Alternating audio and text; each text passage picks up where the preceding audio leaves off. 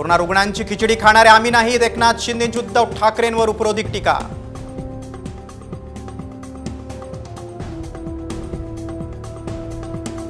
अमरावतीच्या मेळघाटचे आमदार राजकुमार पटेल यांच्या बॅनरवर शिंदेंचा फोटो. बच्चू कडू शिंदेच्या शिवसेनेत प्रवेश करणार, चर्चेला उधाण.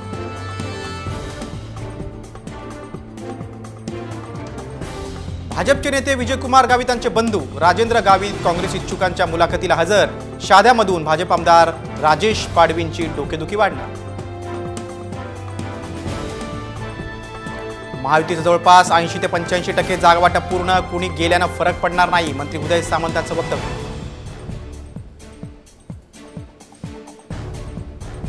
नाशिकमध्ये काँग्रेसकडून इच्छुकांच्या मुलाखतीसाठी इगतपुरीचे काँग्रेसचे आमदार हिरामण खोसकर उपस्थित.